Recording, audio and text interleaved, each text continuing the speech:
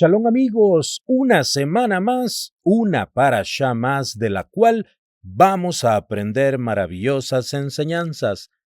Le damos las gracias al Boreolán porque nos permite una energía más con Parashat Pinhas. Le damos la bienvenida a nuestros nuevos suscriptores, esperando que se encuentren bien y que se llenen del espíritu de santidad con cada enseñanza. Recuerden, cada día ha sido hecho especialmente para ustedes. Aprovéchenlo.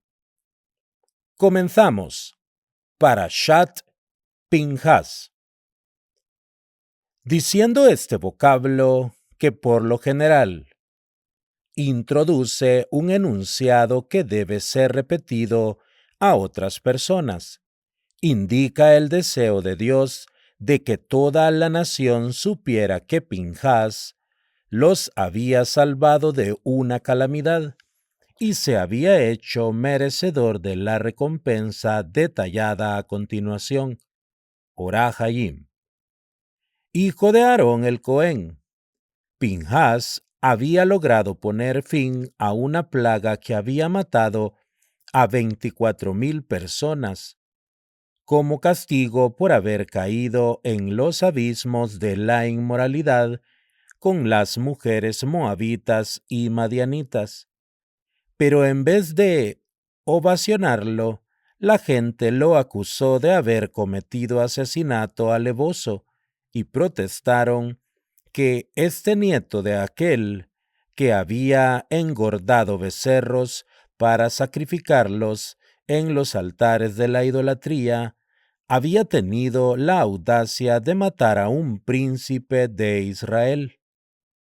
El padre de Pinhas desposó a una hija de Yitro, otrora sacerdote de Madián, quien era asimismo llamado Putiel, es decir, el que engordaba para sacrificar a un dios. Mas en respuesta Dios declaró que, lejos de ser un homicida, Pinhas era un héroe cuya acción drástica había salvado un sinnúmero de vidas. Por cierto, Dios lo nombró como descendiente de Aarón, Rashi, quien se distinguía por el amor de sus congéneres y su incesante búsqueda de la paz. Mas aún Dios lo recompensó, designándolo como Cohen, que implicaba un pacto de paz, no de muerte. Sanedrín 82b. Mi venganza, literalmente mi celo. Al actuar en aras de Dios, Pinhas había sofocado la plaga por medio de la cual Dios castigó al pueblo por su desenfreno moral. Si no hubiera sido por él, la plaga habría seguido extendiéndose. En este contexto, el término celo se refiere a un despliegue de cólera que redunda en venganza, Rashi. En la esfera humana, celo es la forma en que reaccionamos frente al hecho de que un extraño tome lo que nos pertenece por derecho propio. En tal sentido, Dios se encela cuando los judíos adoran ídolos, porque desvían a meros objetos la lealtad que sólo le deben a Él. En su seno.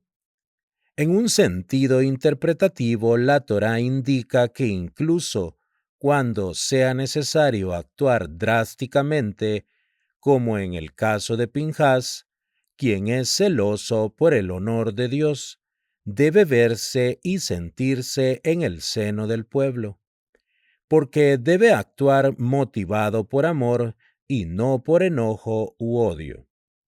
Mi pacto de paz, es decir, mi pacto de sacerdocio eterno, demostrará mi gratitud y buena voluntad hacia Pinhas.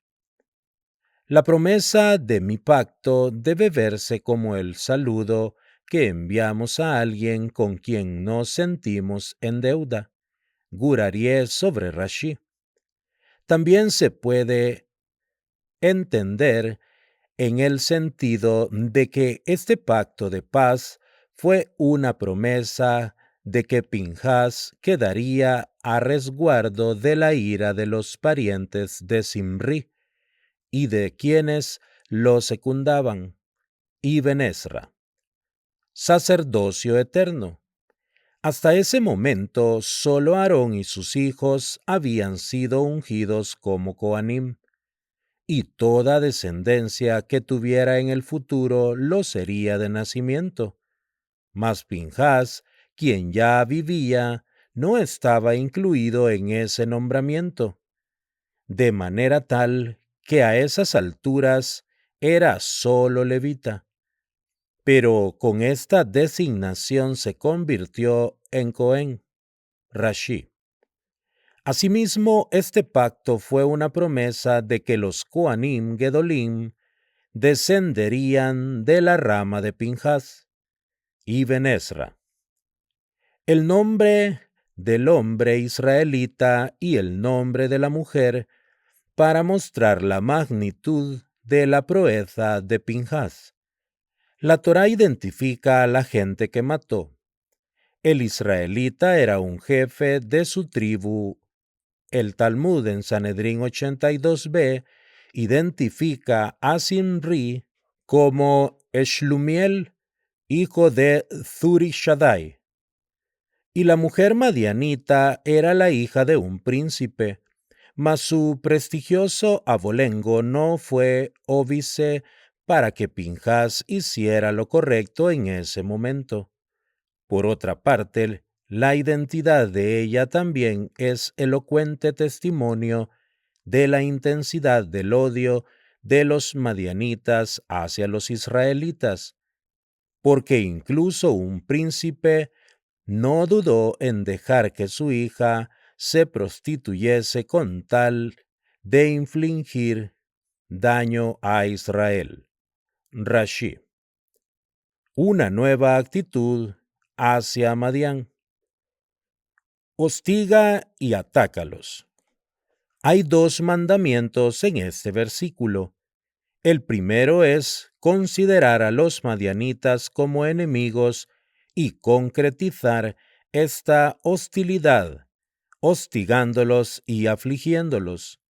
La vigencia indefinida de este mandamiento está implícita en la forma verbal del infinitivo de zaror, hostigar, lo que implica un estado de ánimo permanente, en vez de denotar instrucciones para que se haga algo tangible de inmediato.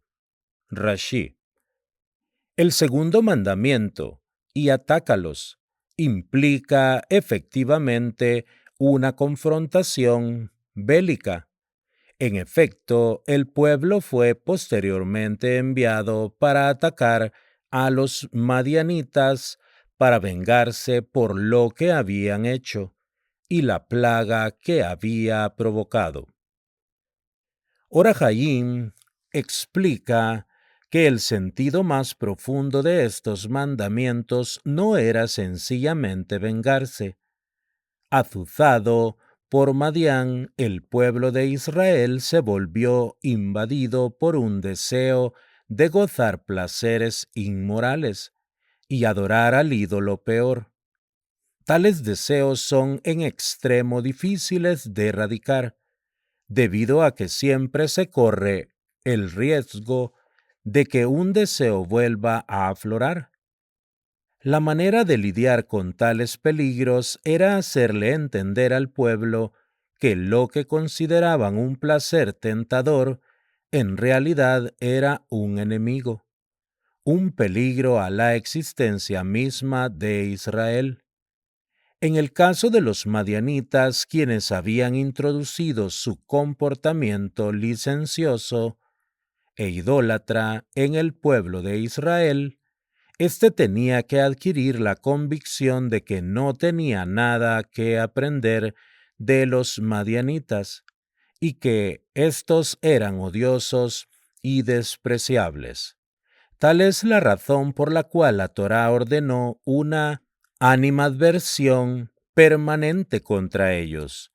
Por otra parte, aunque la tarea de castigar a los madianitas asimismo era necesaria, ello no requería un estado de guerra constante. A los madianitas, mas no a los moabitas, pues aunque los moabitas habían desempeñado un papel protagónico en crearles tentaciones a los israelitas, ellos fueron excluidos de la retribución. Devarim 2:9. Debido a que Ruth, antepasada del rey David, estaba destinada a descender de Moab. Rashi. También se puede entender en el sentido que los moabitas actuaron por temor, en tanto que los madianitas estuvieron enteramente motivados por el odio. Ramban, Rashi, al versículo 31:2. En el asunto y en el asunto.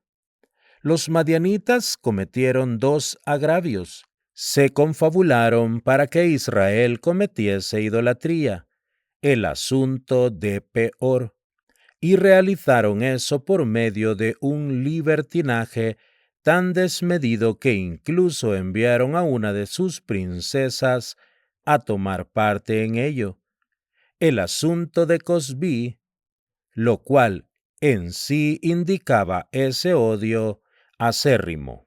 Rambán. Y sucedió después de la plaga. Después de estas tres palabras empieza un nuevo párrafo en el pergamino de la Torá, uno de los contadísimos casos en los que ello sucede en medio de un versículo. Según Jizcuní, la Torá emplea este procedimiento para enfatizar que las muertes ocurridas hasta ese momento eran las últimas que serían decretadas contra esa generación, y a partir de entonces todos los que serían censados en el siguiente recuento entrarían a Eretz Israel.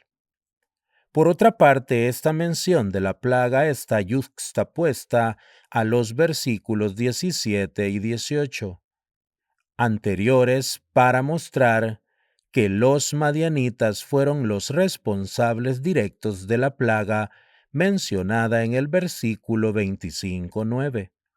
Así, el sentido de nuestro versículo es que, después de la plaga, que dio la impresión de que 24,000 israelitas habían muerto, pero los madianitas que habían causado el desastre se habían escabullido sin castigo. Dios le ordenaría a Israel vengarse de los madianitas. Moshav Zekenin. El nuevo censo. Dios le ordenó a Moshe y a Elazar tomar un censo, tal como a Moshe y a Aarón se les había ordenado hacer 39 años antes. Las razones de este recuento son varias. Como un pastor que cuenta a su rebaño después de que ha sido atacado por lobos. Dios quería hacer recuento de sus hijos que habían sobrevivido a la plaga. Rashi.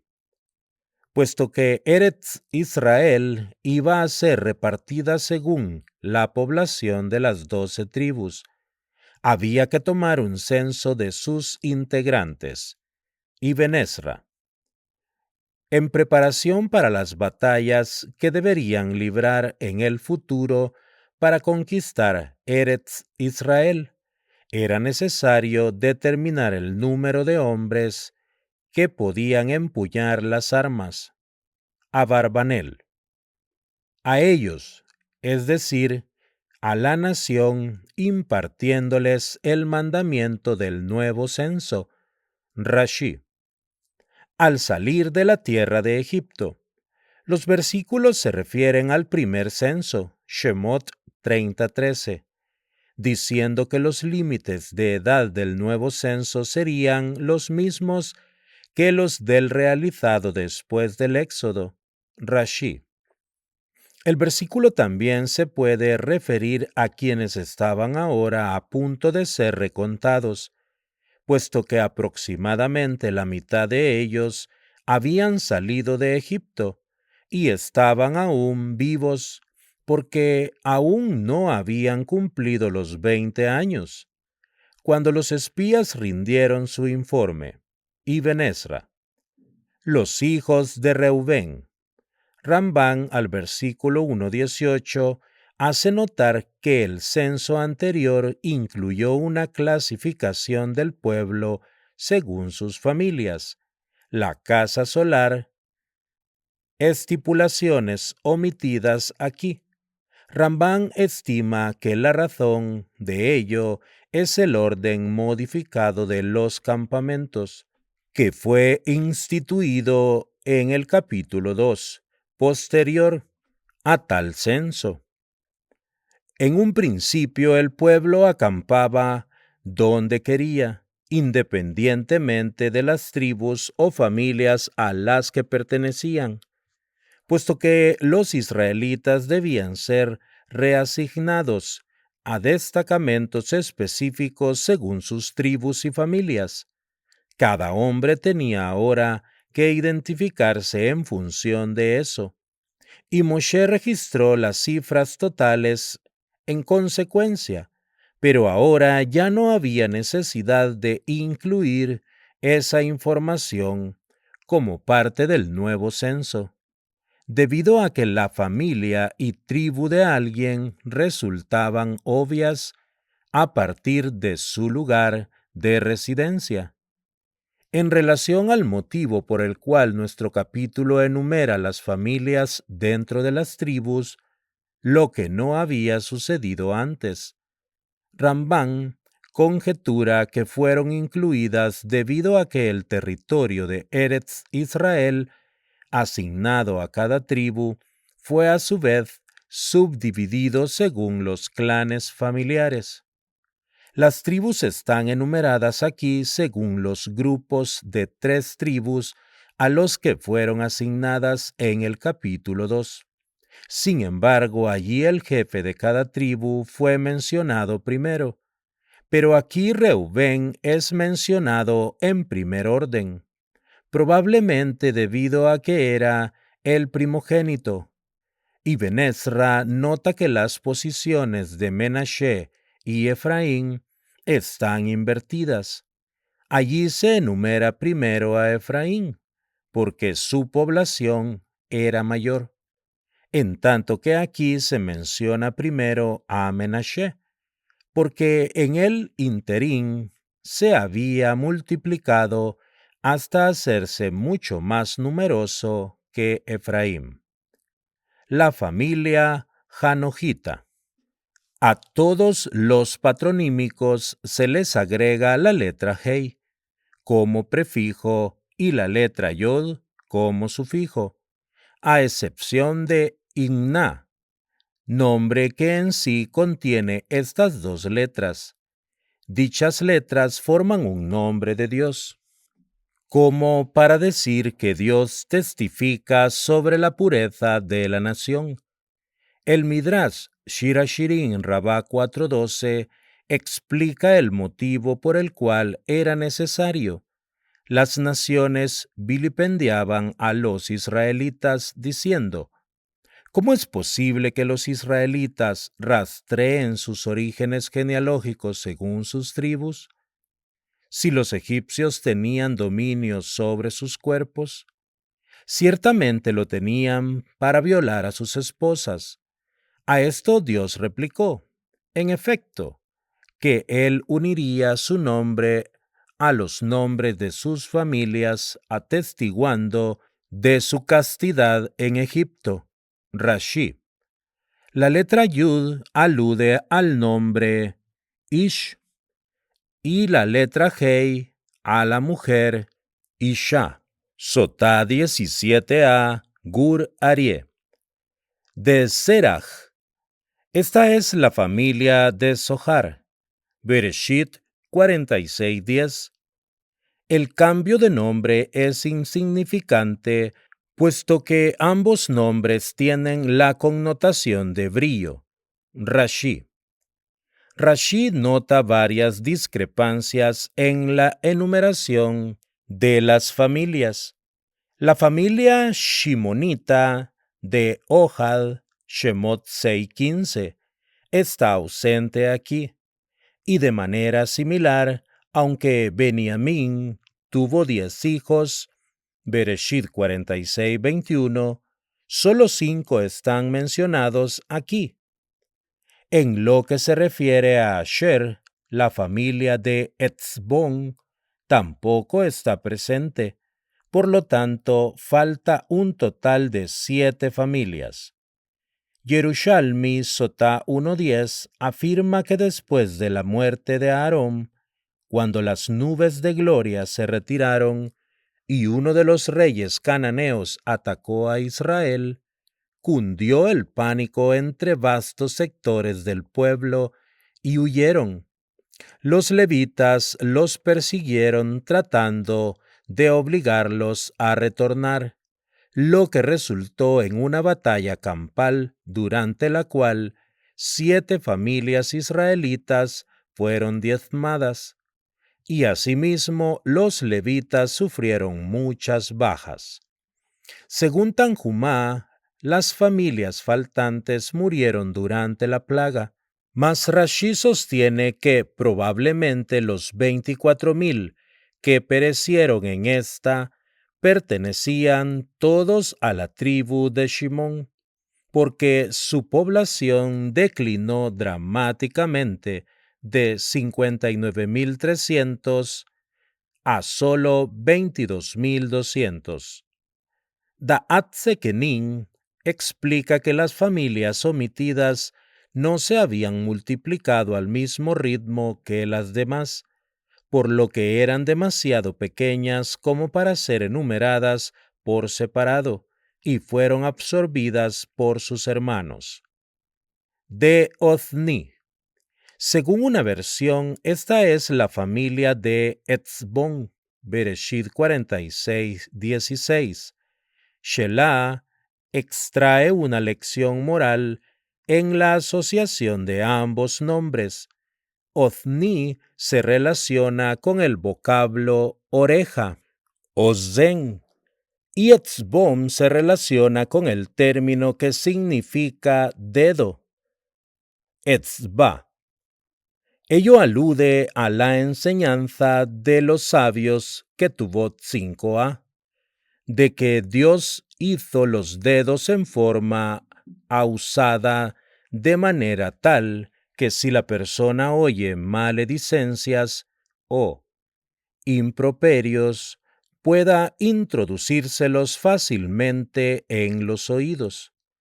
De Jezrón, 2 de los hijos de Pérez, Jezrón y Jamul, son mencionados aquí como grupos familiares separados, pero los otros descendientes de Pérez estaban incluidos en la familia Perezita, Jiscuní. En cuanto a los motivos por los que algunos de los bisnietos de Jacob fueron jefes de familias distintas y otros fueron integrados a las familias de sus padres, se han brindado varias razones.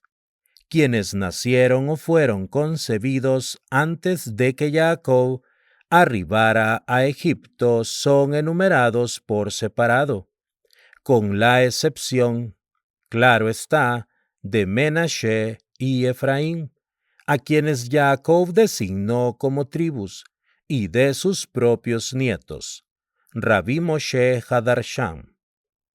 Los factores determinantes eran los cuantitativos. Los bisnietos que tuvieron muchos descendientes son enumerados como familias independientes. Rashi.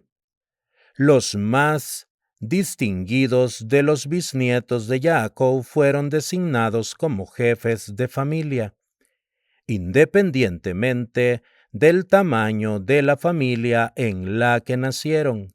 Rambán. De Yashu. En Bereshit 46:13 fue identificado como Iyov, que era su verdadero nombre, dado que la familia se dedicaba al estudio de la Torá. Se le concedió el honorable título de Yeshu, que proviene del verbo sentarse, para simbolizar que sus integrantes se sentaban en las casas de estudio. Rashi Adivrei Hayamim 1:7:1. Otros cuyos nombres difieren de los mencionados en Bereshit son Ahiram, que era originalmente Ejí, Bereshit 46:21, y Shefufán, quien era originalmente Mupim.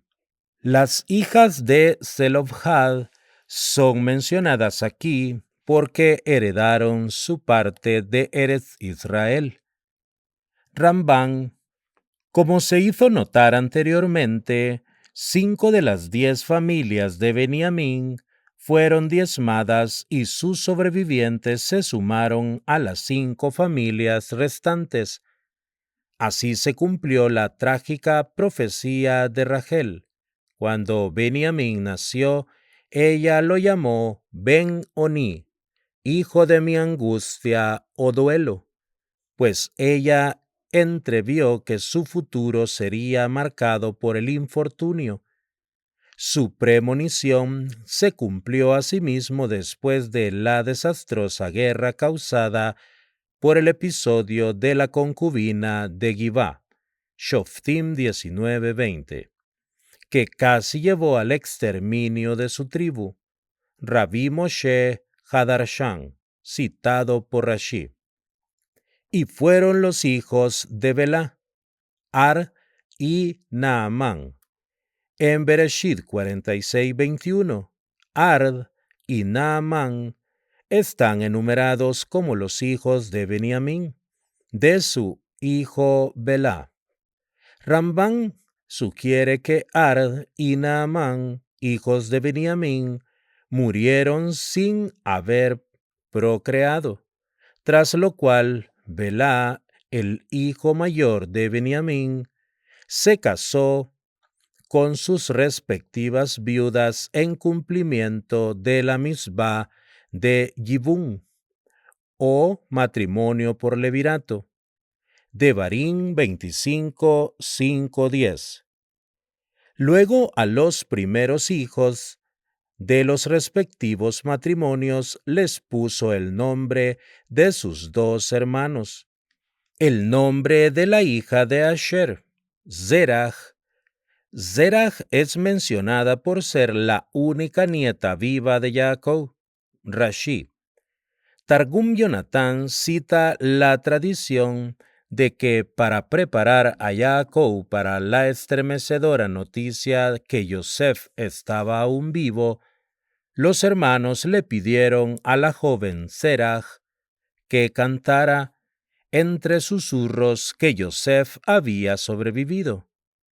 Como respuesta a ello, Jacob le dijo que si su tío estaba aún vivo, que ella viviera para siempre. La bendición del patriarca se materializó y Zerah nunca murió. Luego de muchos siglos en esta tierra, ascendió en vida al Gan Edén. Rambán cita una variante textual de Ónkelos que dice: y el nombre de la hija de la esposa de Asher era Zerah. Rambán se fundamenta en esto para sugerir una razón plausible por la cual se menciona a Zerah aquí.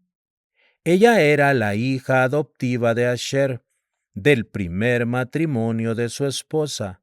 Sin embargo, debido a que él se encargó de su crianza, la gente la llamaba Zerah, hija de Asher.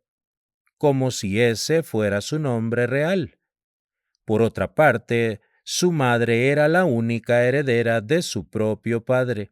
De modo que, así como en el caso de las hijas de Zelofhad, en el capítulo siguiente, Serach recibió una parcela de Eretz Israel, y puesto que este capítulo solo nombra a quienes participaron en el reparto de Eretz Israel, corresponde entonces que ella también sea mencionada. El total del censo. Las cifras totales del censo brindadas en el versículo 51 son casi idénticas a las del censo realizado poco después del Éxodo en Bamidbar 1:46, siendo aquí inferior por solo 1,820 personas. Lo que es sorprendente dada la asombrosa fecundidad de la nación en Egipto. Ello puede ser entendido con base en lo que nos enseñan los sabios, en el sentido de que Dios había provocado que la población israelita aumentase milagrosamente como respuesta a los maquiavélicos planes egipcios para reducir su número, Sotá 11a. Por consiguiente, las cifras estables de los años en el desierto podrían ser vistas como la curva demográfica normal. De manera similar, Abarbanel comenta que las adversas condiciones de vida en el desierto redundaron en un crecimiento casi nulo, y fue solo debido a la misericordia de Dios que sus números no decrecieron mucho más.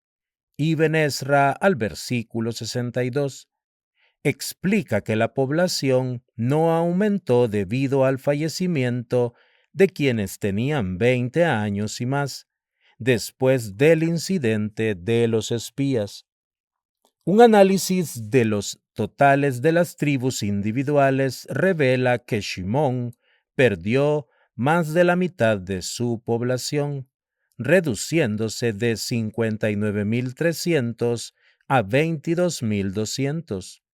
Los comentaristas asumen que los descendientes de Shimón fueron afectados en forma desmesurada a consecuencia del protagonismo que esa tribu tuvo en el descalabro moral del incidente de Peor, el que fue encabezado por Zimri.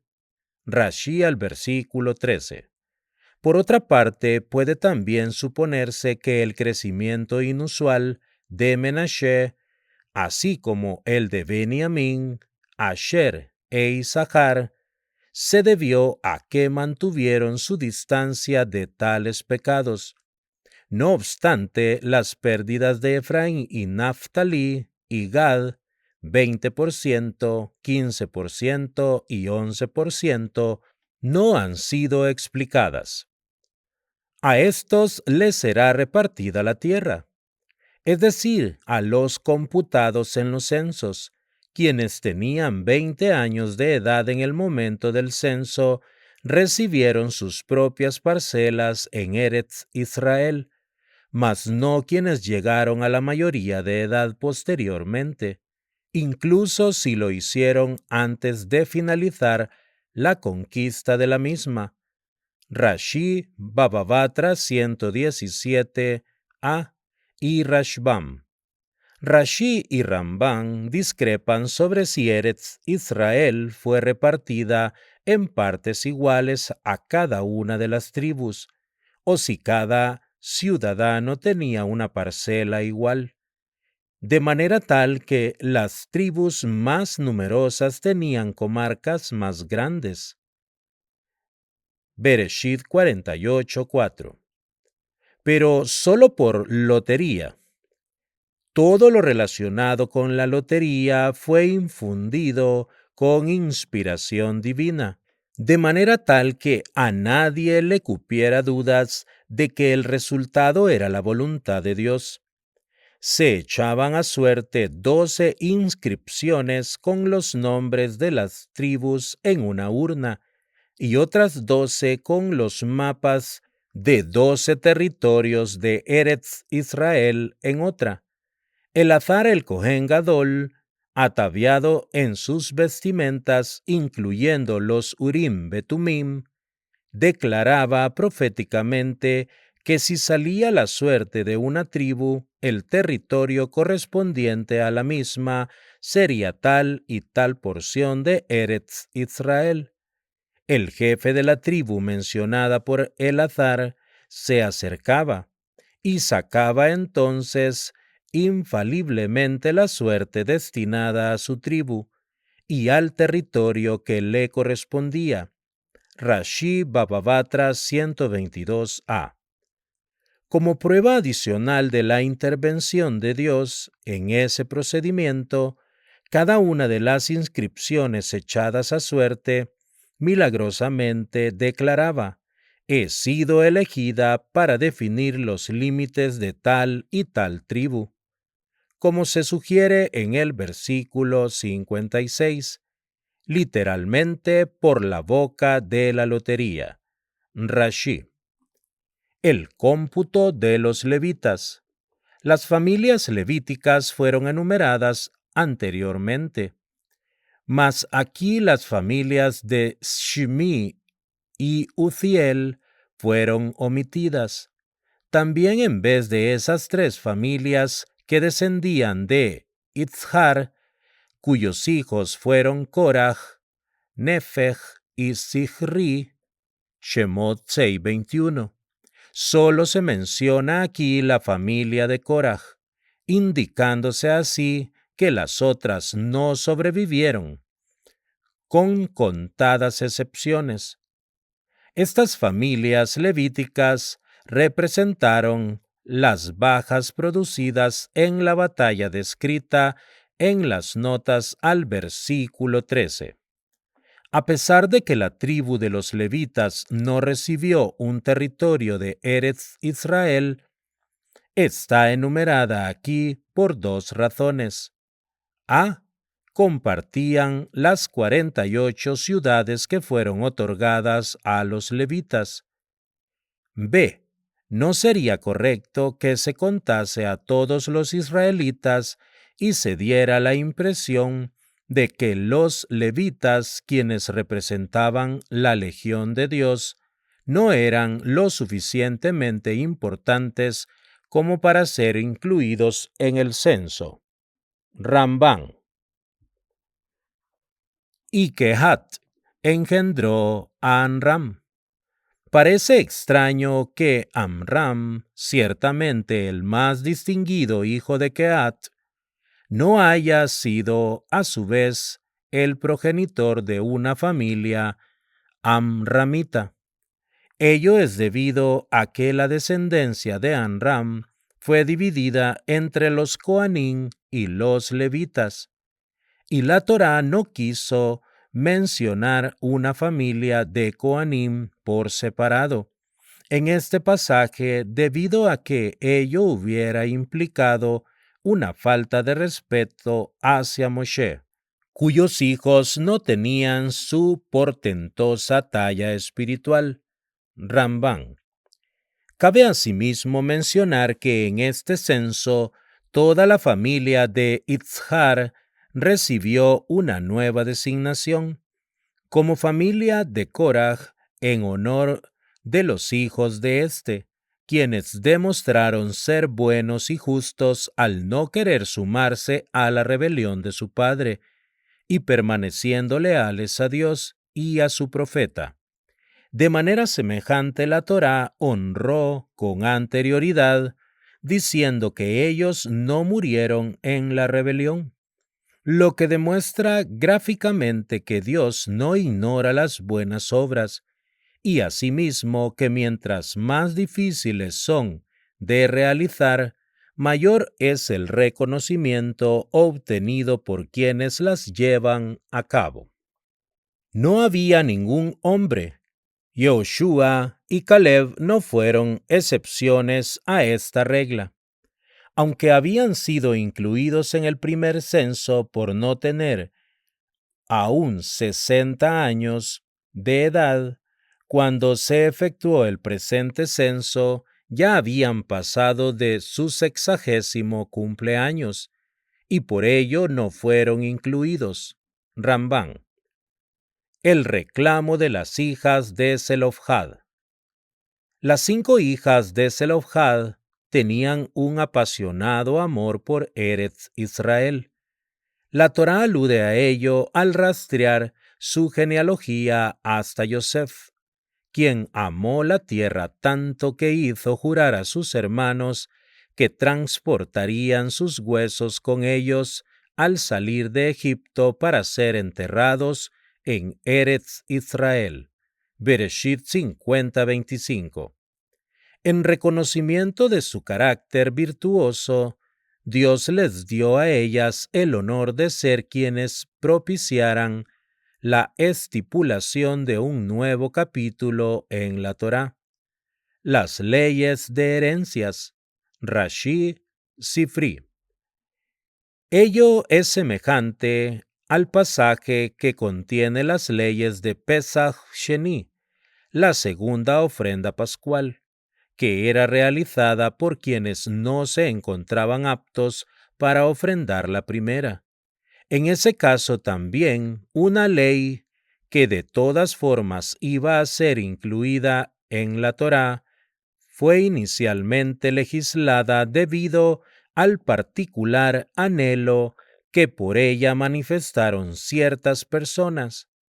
Al respecto, hay que decir que pocos honores pueden compararse con el de hacerse el conducto para que se revele la palabra de Dios. En este caso, después de oír que solo se contaban hombres, en anticipación para efectuar el reparto de Eretz Israel, estas mujeres se quejaron porque, al no tener hermanos, su familia permanecería sin heredad alguna. Dijeron: la compasión del Omnipresente no se asemeja a la de los seres humanos. Un ser humano podría compadecerse más de los varones, mas Dios, cuya palabra creó al mundo, es diferente, pues su compasión es tanto hacia varones como hacia féminas. Su compasión es para todos. Sifri. Aunque no había formado parte de la congregación, las hijas argumentaron que su padre no se merecía perder el privilegio de que su familia obtuviese una parte de Eretz Israel, como las demás, debido a que no se habían sumado a ninguna de las rebeliones que cuestionaron la autoridad de Dios o de Moshe, dado que fue solo como individuo que él cometió el pecado por el cual había muerto, y nadie es inmune a pecar.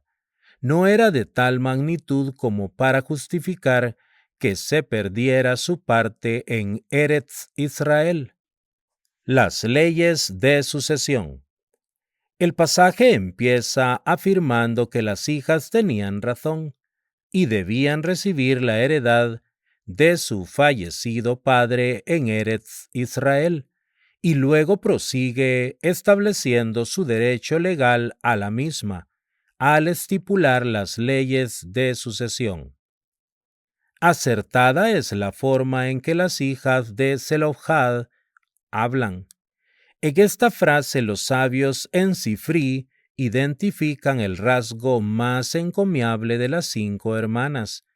Dios dijo que la intuición de ellas, imbuida de santidad, vio lo que Moshe mismo no pudo ver, que efectivamente tenían la prerrogativa para tomar posesión de la herencia de su padre. Dichosa es la persona con la que Dios concuerda. Rashi. Y que sea transferida. En vez de emplear el verbo dar, como en los versículos 9, 10 y 11, los que hablan de la herencia a varones, aquí la Torá usa el verbo transferir, porque la herencia de una mujer puede tener un resultado que no se da en el caso de la herencia que reciben los varones. Si se casa con un hombre de una tribu diferente de la de su padre, y luego su esposo o hijos la suceden, el hecho de que pertenezcan a tribu diversa por efecto de la transmisión patrilineal redundará en que su patrimonio sea transferido de la tribu original a otra, de tal suerte que el colectivo de su tribu perdería tierra. De hecho, en el capítulo 36, este problema fue planteado por la tribu de Zelofhad, Menashe, Rashi, a sus hermanos. En ninguna parte de este texto afirma la Torá explícitamente que el padre es heredero del hijo, pero los sabios derivaron que el derecho de un padre a heredar es únicamente precedido por el del esposo, en caso de muerte de su esposa, y los hijos. Por ello, de nuestro versículo, el hermano del fallecido solo hereda si el padre ya no está con vida. De su familia, es decir, la línea paterna del fallecido. Rashi. Así pues, el pariente o los parientes más cercanos serán los herederos, puesto que todos los judíos son descendientes de los patriarcas. Todos, excepto algunos prosélitos, tienen parientes, aunque estos pudieran resultar ser primos muy distantes. Decreto de justicia. Este término implica que las leyes anteriores son perpetuas, es decir, aunque fueron promulgadas como respuesta a una petición puntual de las hijas de Zelofhad, no fueron una solución provisoria, sino un eterno decreto de justicia. Además, los sabios derivan de esta expresión que un padre no puede alterar el mecanismo sucesorio de la Torá, aunque alguien sí puede obsequiar su propiedad en vida, en cuyo caso ya no será suya, y las leyes de sucesión, por ende, no aplican en el momento de su fallecimiento.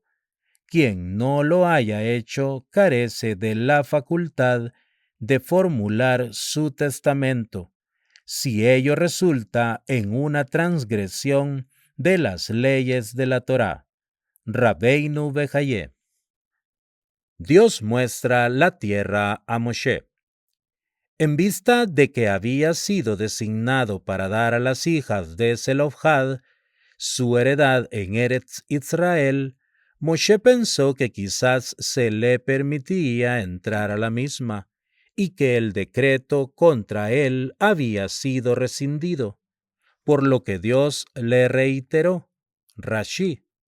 De hecho, la narrativa completa de este suceso en Devarim 3:23 al 29 relata que Moshe rezó sin cejar para que se le permitiese entrar a la tierra. Jizcuní. Asciende. Según Rambán, este mandato no requería obediencia inmediata, sino que Dios le estaba diciendo a Moshe que en el día de su fallecimiento ascendería a la montaña para ver la tierra que tanto anhelaba. Devarim 32, 48 al 52.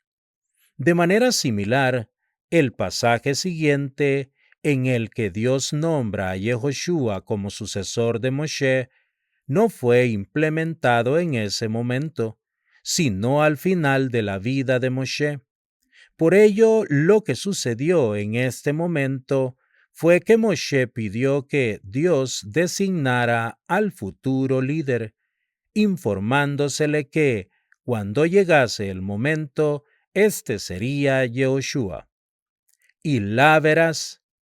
El versículo anterior afirma que Moshe vería la tierra con sus propios ojos, y en este versículo se le prometió que en ese momento también sería dotado de una visión más profunda, la que le permitiría ver la esencia espiritual interna de Eretz Israel, Orahaim.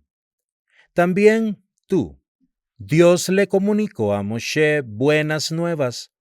Cuando Aarón encomendaba su alma a Dios, le dijo a Moshe que si hubiera sabido cuán sublime es pasar a mejor vida por medio de un beso divino, lo hubiese deseado mucho antes.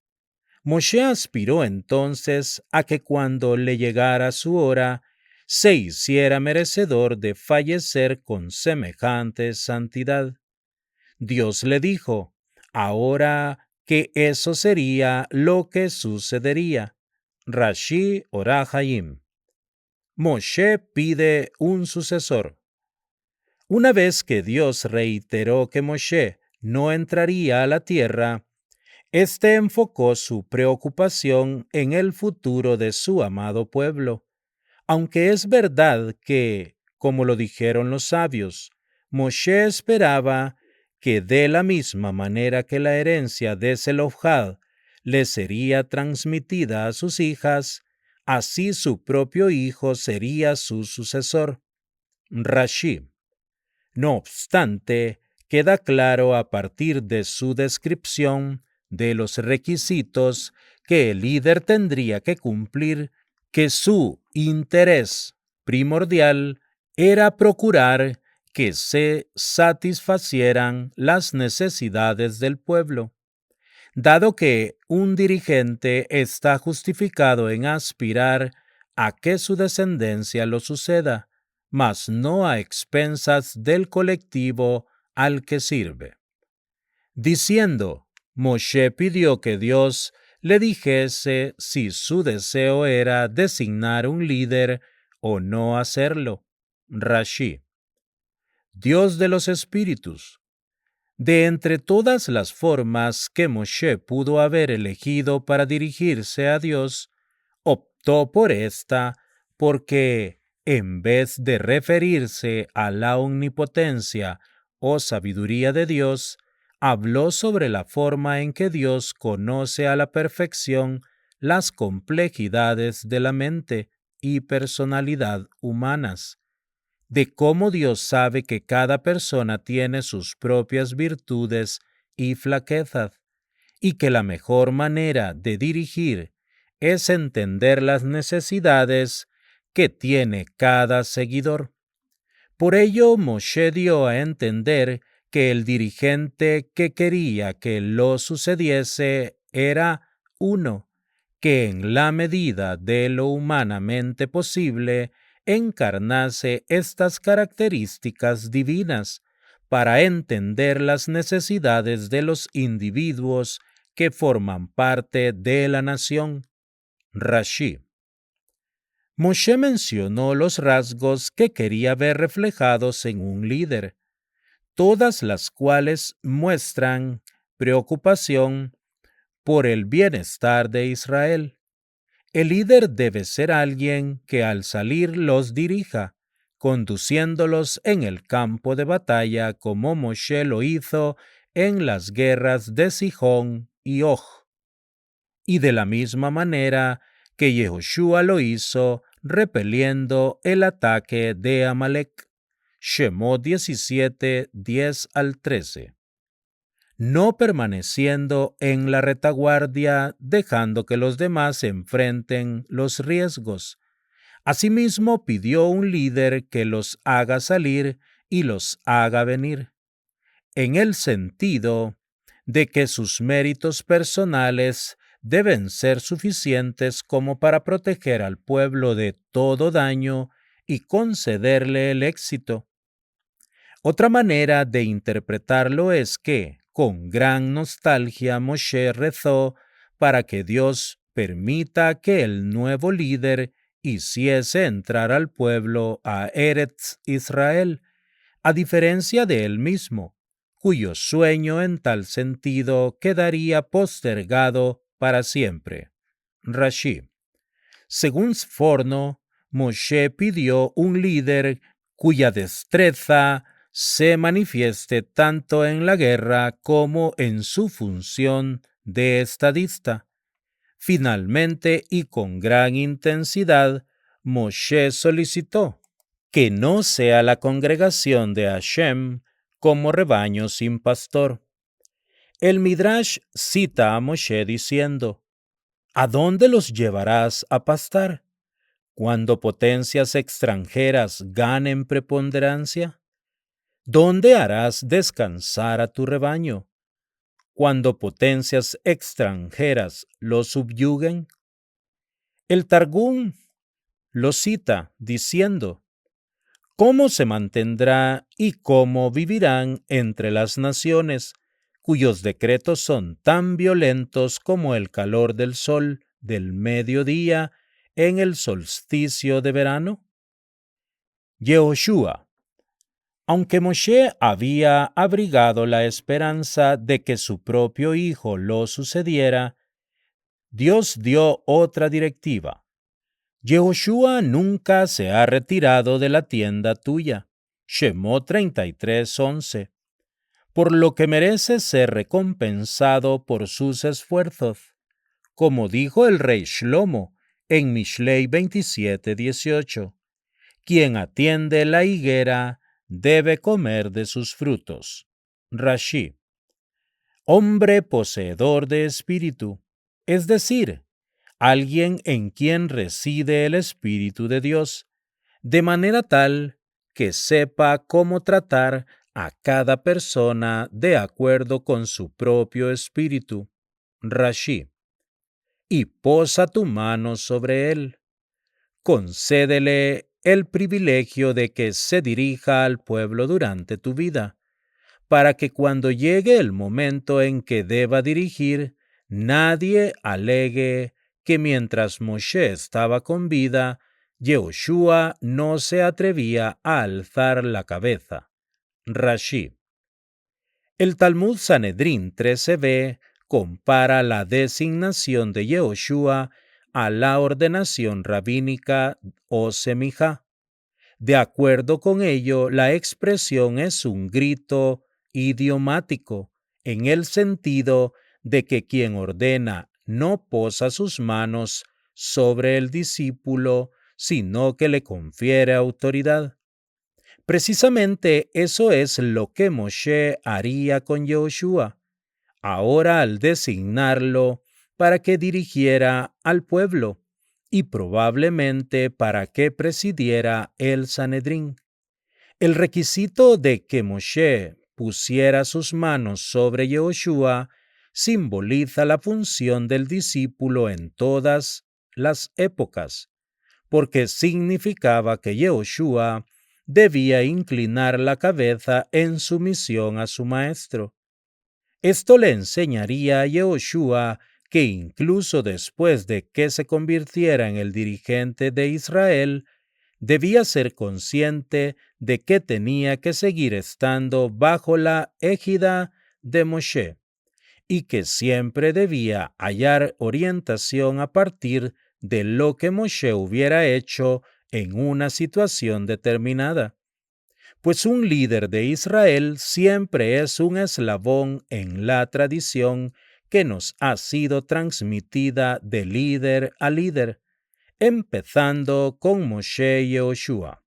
Y aunque la ordenación rabínica de nuestros días no incluye agachar la cabeza y posar las manos en un sentido físico, de todas formas, esta necesidad de guiarse por las pautas de nuestra sempiterna tradición sigue plenamente vigente. Rabí Moshe Feinstein. Y le impartirás órdenes.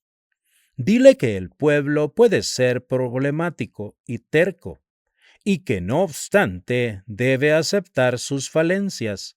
Rashi. Dale instrucciones respecto a sus órdenes como líder. Rambán. De tu esplendor. La Torá dice que Moshe deberá darle de su esplendor, mas no todo su esplendor. Esto implica que el rostro de Moshe era como el sol, y que el de Yehoshua como la luna. Rashi Sifri. Así pues, aunque Yehoshua reflejaba la grandeza de Moshe, no estaba en pie de igualdad con él.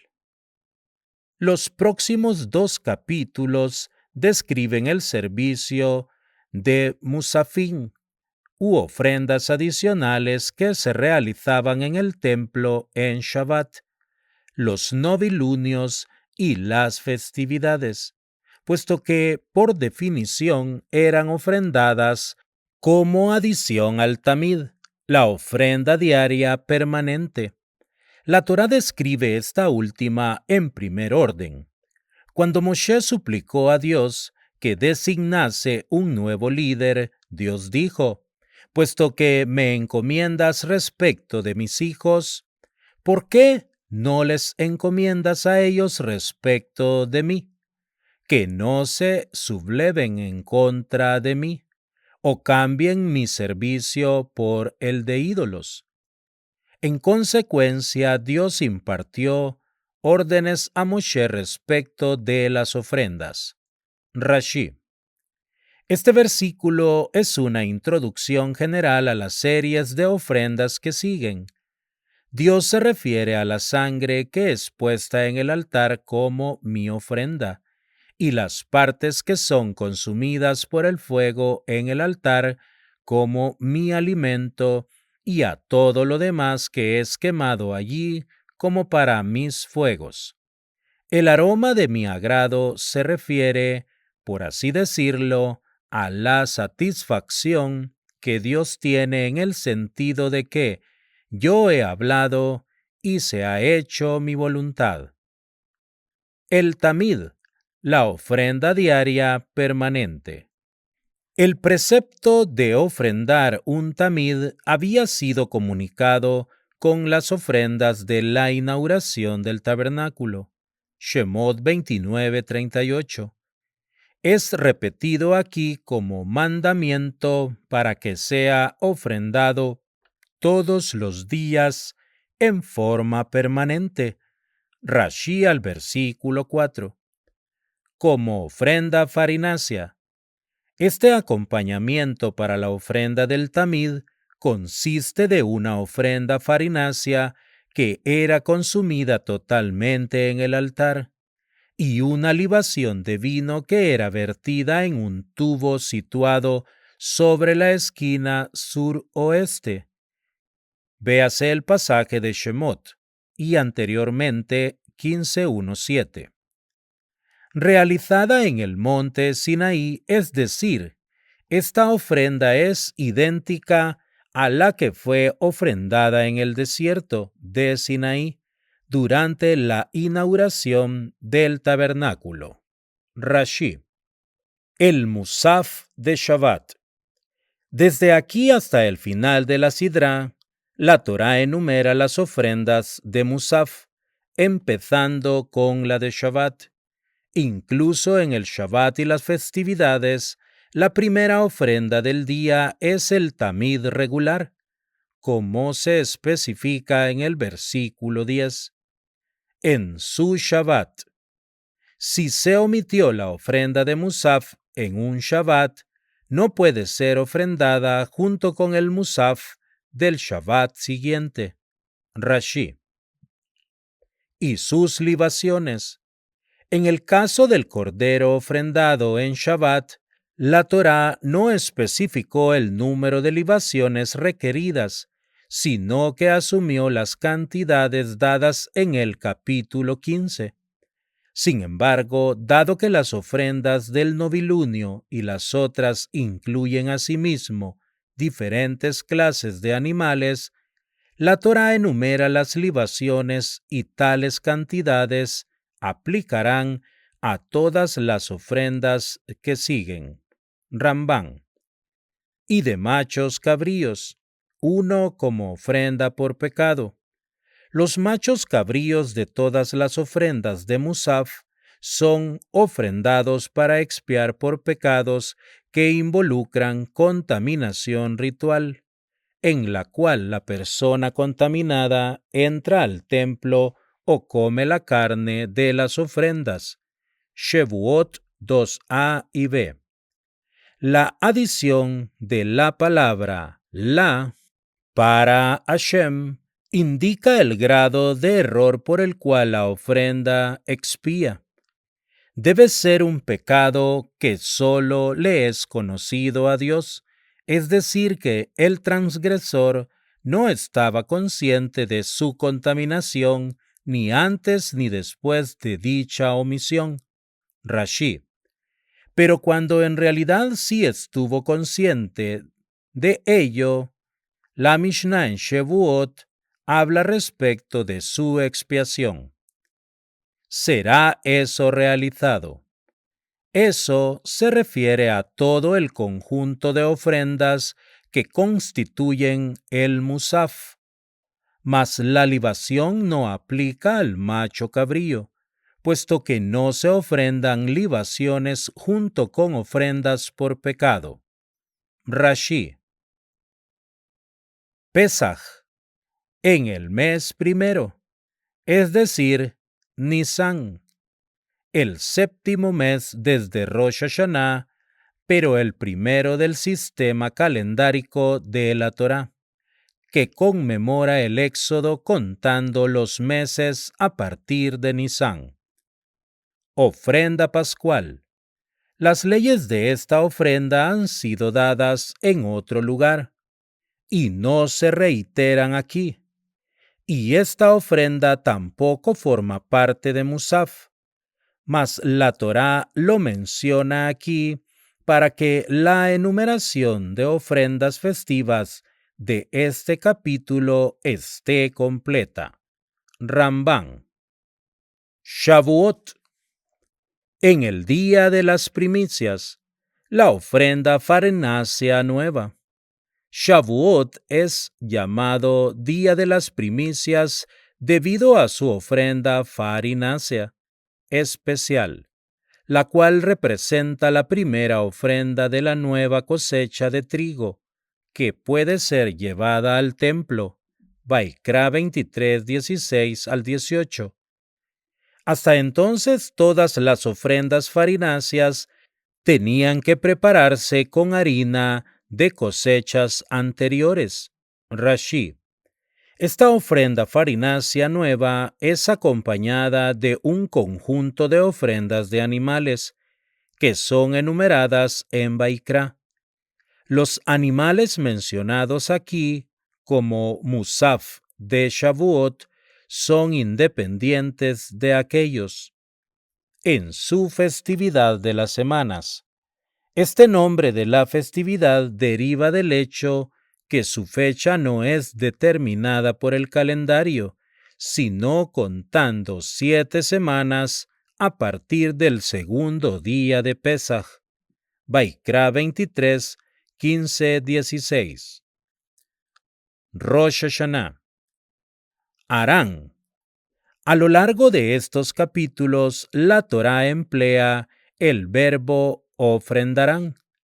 La variante verbal harán en relación con las ofrendas de Rosh Hashanah alude a un aspecto del día del juicio que no tiene paralelo, puesto que Dios dice, tan pronto hayan comparecido ante mí para ser juzgados y los haya exonerado, pueden considerarse como criaturas recién forjadas.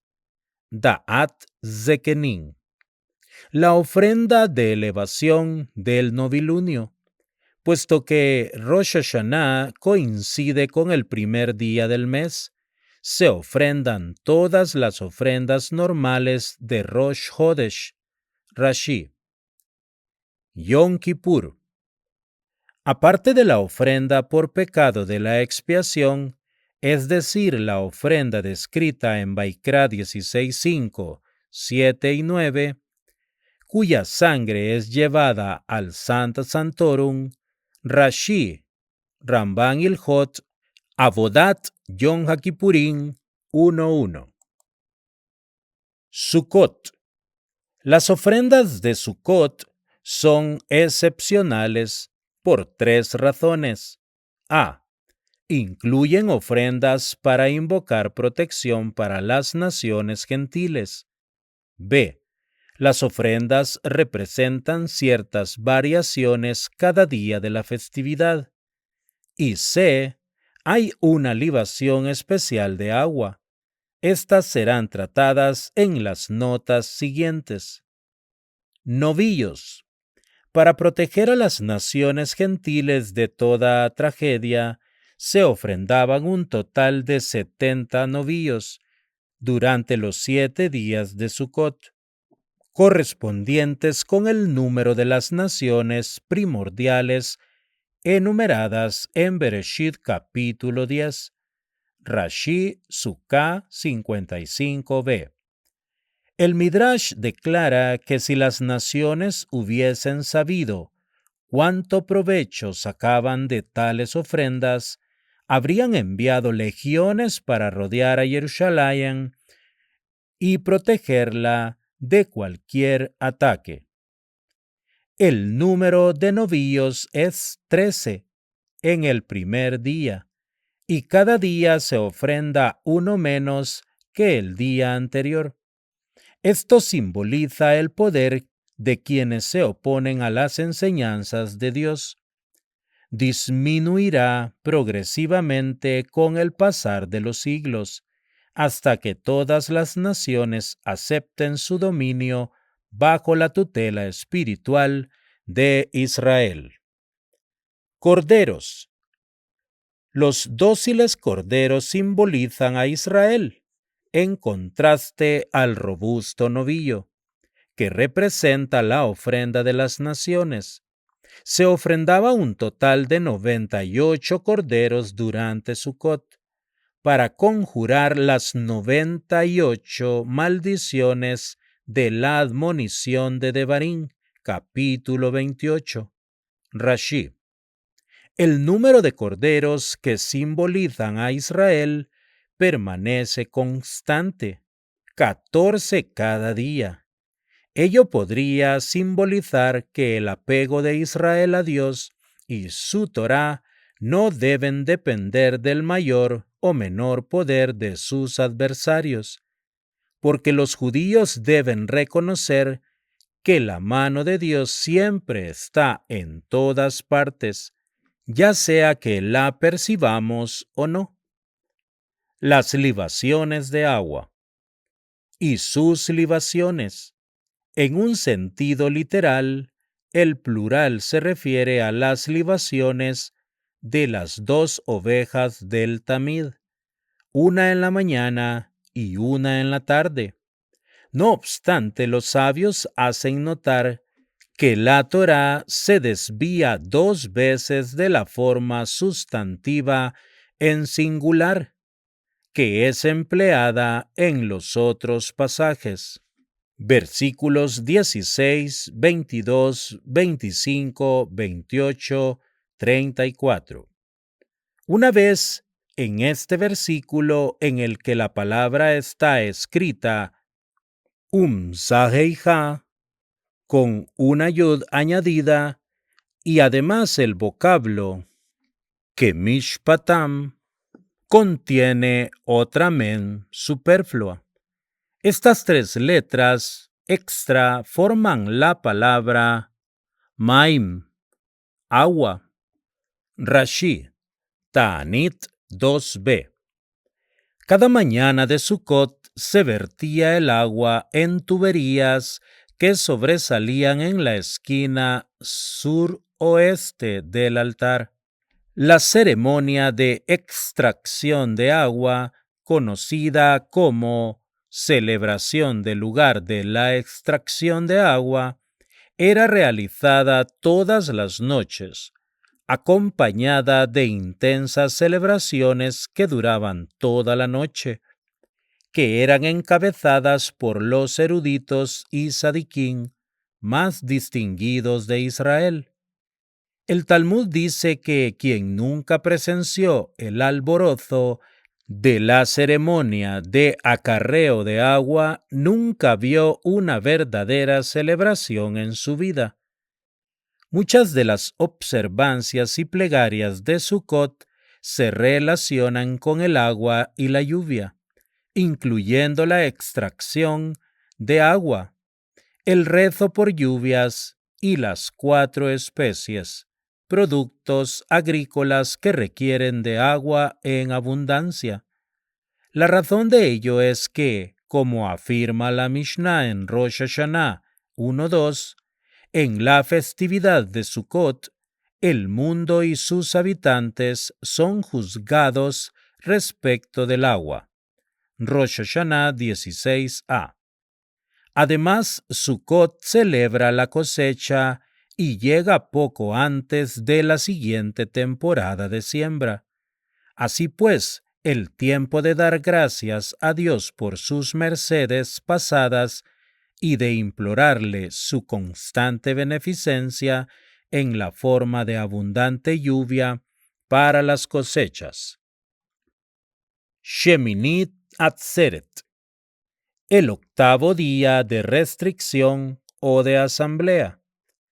El último día de la festividad de Sukkot, el que se combina con Simchat Torah, cuando celebramos la culminación del ciclo de lecturas anuales de la Torá, es de cierta manera una festividad independiente y no una mera continuación de Sukkot. Así pues, la secuencia de sus ofrendas de Musaf es completamente diferente de la de los 7 días de Sukkot. Sfat Emet comenta que puesto que Sukkot es la festividad de la alegría, los sabios quisieron combinar su celebración con la de la Torá, y ese es el motivo por el cual Simchat Torah, combinada con Sukkot, que los judíos dediquen su alegría a regocijarse por el más magnífico de todos los obsequios. Restricción. La traducción se basa en Rashi, quien interpreta la palabra como una restricción de labores o de realizar viajes, porque los peregrinos a Jerusalén no podían retornar a sus hogares sino hasta después de Shemini Atzeret. La traducción de Onkelos, asamblea, es la más conocida, y probablemente se refiere a la obligación de que los peregrinos permaneciesen en Jerusalén, congregados ante Dios un día más. Esto también coincide con el siguiente comentario de los sabios. Durante toda la festividad de Sukkot se ofrendan 70 novillos en aras de las 70 naciones. Después de la festividad, cuando los peregrinos están prestos para retornar a sus hogares, Dios le dice a Israel: hagan un pequeño banquete para mí, para que pueda yo disfrutar de su exclusiva compañía. Ello puede compararse con un rey que ordenó a sus sirvientes que preparasen un gran banquete. Cuando el banquete terminó, pidió a sus amigos más entrañables que hicieran una pequeña comida en la que el rey pudiese disfrutar de su compañía más cercana. De la misma manera, después de las ofrendas de las naciones, Dios anhela la compañía de su propia nación. Rashi. Un novillo, un carnero. En contraste con el gran número de novillos ofrendados en cada uno de los 7 días de Sukkot, solo se ofrenda un novillo en Shemini Atzeret. Esta cifra simboliza a Israel, quien es la única nación de Dios. Rashi. Estas, es decir, todas las ofrendas de Musaf enumeradas en los 2 capítulos previos. Rashi. Aparte de sus votos, es loable que la gente traiga sus propias ofrendas a título personal durante las festividades, ya sea en cumplimiento de votos o en forma voluntaria. Otra forma de entenderlo es que cuando el pueblo entra en Jerusalén, las festividades son el tiempo más propicio para hacer ofrendas en cumplimiento de votos pronunciados durante el año. Si no fuera así, la gente tendría que viajar especialmente con tal propósito, y si alguien se demoró en hacerlo, podría transgredir el mandamiento. Devarim 23:22 de no retrasarse en el cumplimiento de votos. Y la Na de Jayé, árbol de vida. Debemos vivir con la certeza de que todo proviene de Hashem. Este es el número de descendientes de Dan, según sus familias, 74,400. Estos son los descendientes de Beniamín, según sus familias, 45,600. Hashem anuncia la guerra contra los midianitas, quienes habían hecho pecar y provocaron la muerte de varios de los miembros de Am Israel. Antes de la movilización, Moshe y Elazar recibieron instrucciones de realizar un nuevo censo de la población. El anterior había sido hecho 38 años antes. Ahora que la conquista de Canaán estaba a la vista, era imprescindible que Moshe constatara no solo el número de hombres capacitados y disponibles para la guerra, sino también el de los integrantes de cada tribu. Esto resultaba necesario para la repartición de la tierra prometida entre las tribus. La cantidad total de israelitas varones mayores de 20 años, es decir, sujetos al servicio militar, ascendió a 607,730. La extensión de la tierra por adjudicar a cada tribu debía ser proporcional a la cantidad de sus miembros, y su ubicación geográfica sería resuelta por sorteo. Los levín que no participaban en la división de la tierra fueron contados por separado. Vemos en estos versículos que hay una gran diferencia entre los miembros de cada una de estas tribus. ¿Qué lección para nuestras vidas podemos extraer de la comparación entre estos dos números? El Jafetz Haim explicó lo siguiente: Beniamín tuvo 10 hijos y Dan solamente uno, llamado Hushim. Aún así, Dan tuvo muchos más descendientes que Beniamín. Aquí encontramos una gran enseñanza. Cuando Hashem quiere que alguien tenga éxito en la vida, lo tendrá aun cuando a primera vista parezca tener menos oportunidad que otros. Todos debemos esforzarnos para alcanzar nuestras metas, pero sin dejar de percibir que el éxito final no estará en nuestras manos, sino que todo depende completamente de Hashem. Nunca dejemos de apreciar lo que poseemos, pues más allá de todo, esto también fue un regalo del Todopoderoso. Un hombre sabio cierta vez preguntó: si tú no aprecias aquello que tienes, ¿cómo apreciarás cualquier otra cosa que vayas a recibir? El Baal Shem Tov viajaba junto a sus discípulos. Era un día extremadamente caluroso. El agua se había terminado y no se veía ninguna fuente del vital líquido a la vista. Maestro, dijo uno de sus alumnos, ¿qué vamos a hacer? Tenemos que conseguir agua. Dijo el Baal Shem Tov, si tienen bitajón, confianza en Hashem, tendremos agua. El día se tornó en noche y la noche en día. Maestro, tenemos que conseguir agua, dijo el discípulo. Dijo el Baal Shem Tov, si tienen bitajón, tendremos agua. Al tercer día vieron a un pastor a la distancia. El pastor se acercó al Baal Shem Tov y le comentó que estaba buscando su rebaño. El Baal Shem Tov cerró los ojos. Tras unos instantes, volvió a abrirlos y dijo al pastor, «Tus ovejas están allí», y señaló al sur.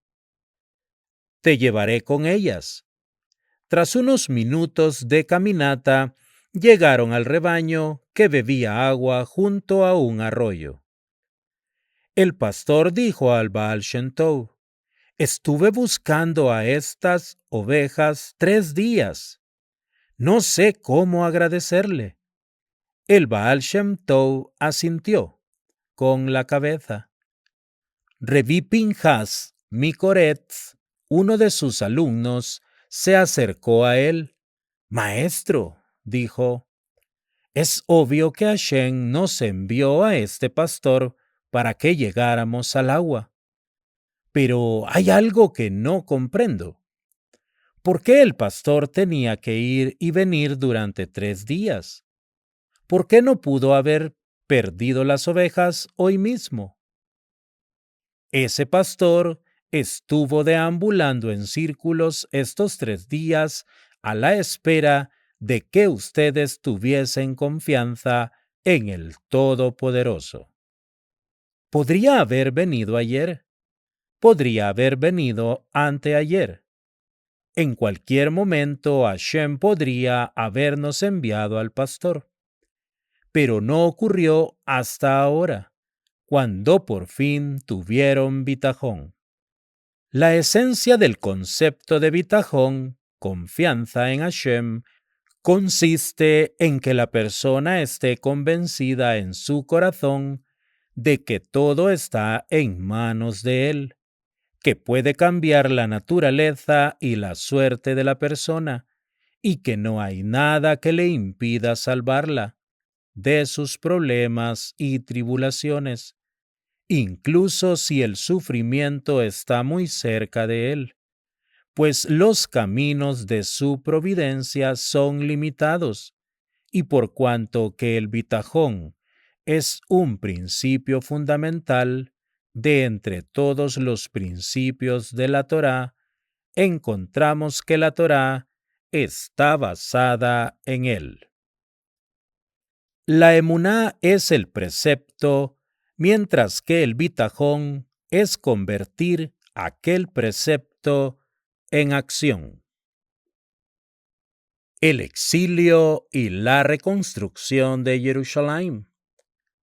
Mi ofrenda, mi alimento para mis fuegos, la fragancia placentera. Ustedes se cuidarán de ofrecer para mí en su tiempo designado. Bamidbar 28:2. El pueblo de Israel se encontraba a unos pasos de entrar a la tierra prometida. Moshe proporciona una descripción detallada de los sacrificios que debían ser acercados regularmente en el santuario. ¿Por qué eligió Moshe este momento para darles esta enseñanza? La respuesta la proporciona la Guemará. Menciona un diálogo en el que Abraham pregunta a Hashem, «Cuando mis hijos pequen ante ti, ¿les harás como a la generación del diluvio o como a los de la torre de Babel?» Hashem le contestó, «Cuando pequen traerán sacrificios y yo los perdonaré». Abraham preguntó de nuevo, «¿Y cómo se salvarán en los tiempos que no tengan Bet Hamikdash y no puedan traer sacrificios?»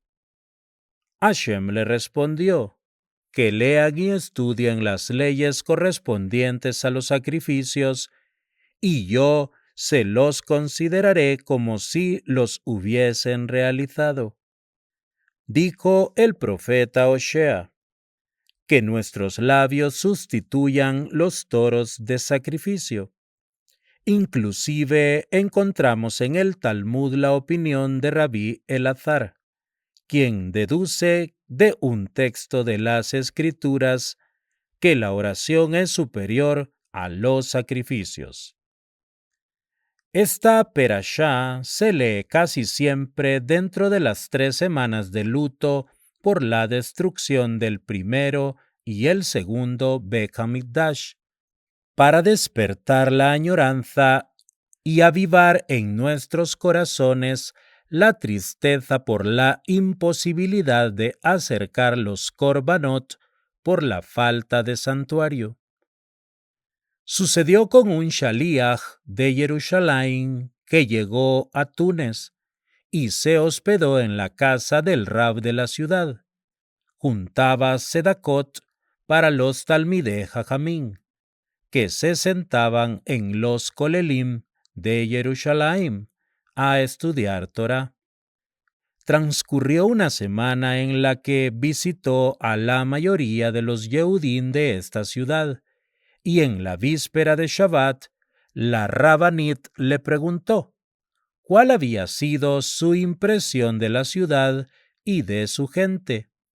Su respuesta fue: son todos muy honorables, con muy buen corazón, y siguen el ejemplo del Rab, su esposo, que es un sadik.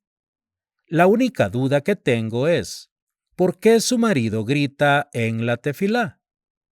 En Jerusalén todos hacemos tefilá en silencio, pero aquí su marido levanta mucho la voz y asusta a la gente. La verdad, no entiendo por qué hace así. La esposa del rab le respondió: a mí me sorprende que usted no grite en la tefilá. Allí terminó la conversación. Antes de empezar Shabbat, el shaliach tomó el dinero que había juntado en la semana y se lo entregó a la Rabanit, pidiéndole que lo guardara hasta que finalizara Shabbat, ya que no tenía dónde ponerlo. La mujer guardó el dinero y el shaliach fue al Bet HaKnesset. Fue un Shabbat extraordinario. Después de Abdalá, el shaliach fue a buscar el dinero. La Rabanit le respondió: ¿qué dinero? ¿De qué está hablando? El shaliach no entendió la respuesta. ¿Acaso no recuerda que antes de Shabbat le dejé el dinero que había juntado en la semana? La Rabanit negó todo. Usted no me dio nada. Estará confundido con otra persona. El shaliach enloqueció. Todo lo que había juntado estaba allí. ¿Cómo regresaría a Jerusalén? ¿Con qué cara diría que había perdido todo? De repente empezó a gritar: ¡el dinero! ¿Dónde está el dinero? La Rabanit le respondió: no grite. ¿Acaso soy sorda para que necesite gritar? El shaliach respondió: ¿cómo no voy a gritar? Me duele el corazón por lo sucedido. La Rabanit le respondió: ¿y cómo no entiende que mi esposo grite la tefilá por el dolor de Israel y sus sufrimientos, por los pecados y por el exilio de la Shehinah? En ese instante le devolvió el dinero. Cuando el dolor llega hasta el alma, se grita. Cuando se siente lo terrible del problema, solo allí Hashem puede salvarnos. Que Hashem escuche todas nuestras tefilot. El término corbán se traduce comúnmente como sacrificio.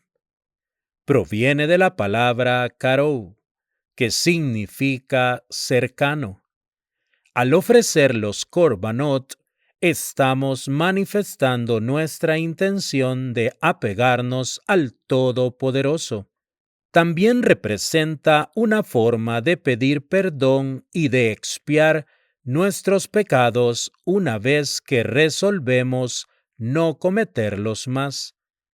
De igual manera, representa la unión de Am Israel, ya que todo el pueblo se reunía en las festividades para subir a Jerusalén y acercar juntos sus sacrificios. Finalmente, es también un modo de expresar a Hashem agradecimiento, humildad y obediencia a su voluntad. Las tefilot, que representan los sacrificios, nos acercan al Todopoderoso, pues desde la destrucción del templo y ante la imposibilidad de realizar los sacrificios, nos quedó en este mundo el Bet HaKnesset y las tefilot. El Talmud en el Tratado de Berajot dice: no le quedó al Todopoderoso en este mundo sino el lugar donde se estudia la Halajá, la Torá, la sinagoga y el Bet HaMidrash. Son los espacios donde se encuentra la divinidad. ¿Qué importancia y respeto debemos a estos lugares? ¿Con qué temor debemos entrar a ellos y con qué sensación debemos salir? Por desgracia, la costumbre destruye toda condición. Estos días son muy propicios para la reflexión. Hay que darnos cuenta de que el exilio está provocando daños muy notorios en las congregaciones, especialmente en las que vivimos en la diáspora. Todos debemos llorar, porque ya perdimos la noción de lo que perdimos. ¿No vemos que la presencia divina lleva más de 2000 años sin su morada? Hashem desea estar en su casa, con sus hijos sentados a su mesa. Solamente nosotros podemos hacerlo realidad. Esforcémonos cada día, poniendo más empeño en el estudio y en el cumplimiento de las misbot, y que por medio de esto tengamos el privilegio de ver en nuestros días la reconstrucción del Bet HaMikdash. Alegren a Jerusalén y regocíjense en ella todos los que la aman. Alégrense con ella con gran alegría, todos los que han hecho duelo por ella. Ahora veremos los salmos relacionados con la Parashá Pinhas. Teilín 4, 4 al 9. Pero sabed que el Eterno ha separado al piadoso como suyo. El Eterno escuchará cuando le llame. Temblad y no pequéis. Discurrid con vuestro corazón sobre vuestro lecho y callad. Ofreced los sacrificios de la rectitud. Poned vuestra confianza en el Eterno.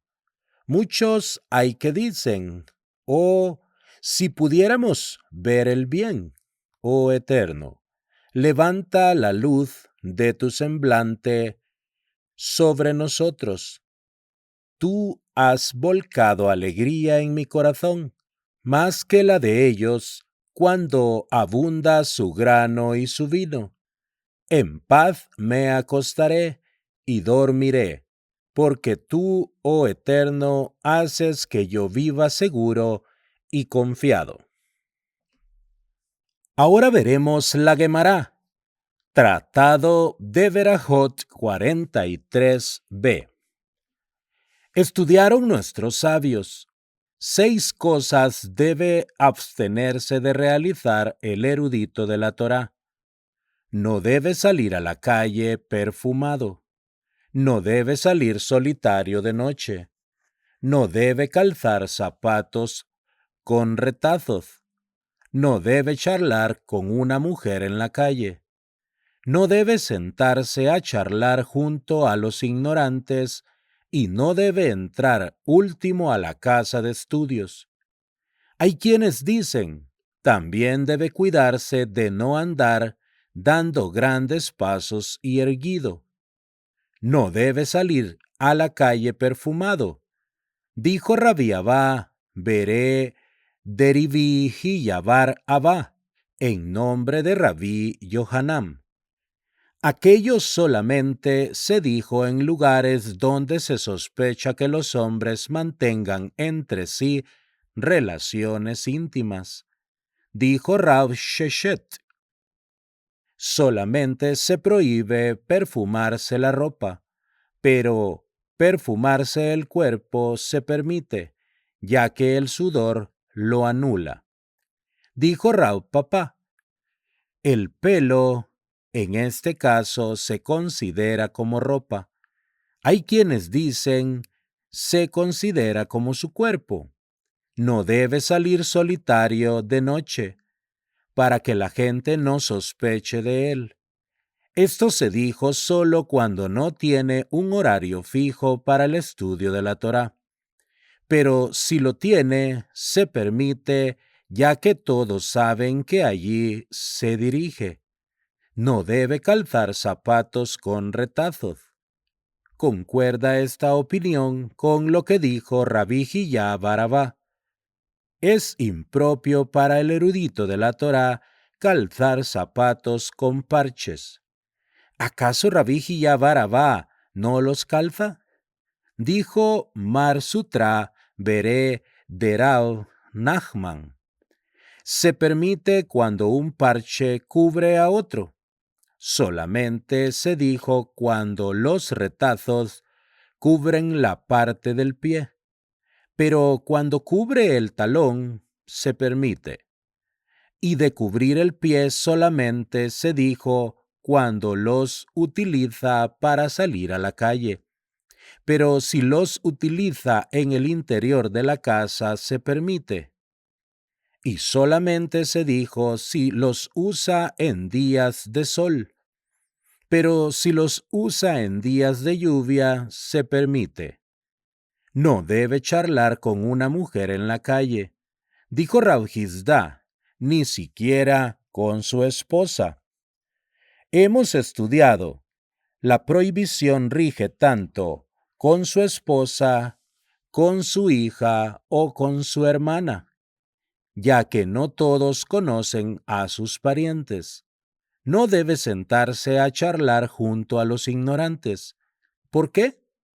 Porque finalmente aprenderá de sus costumbres.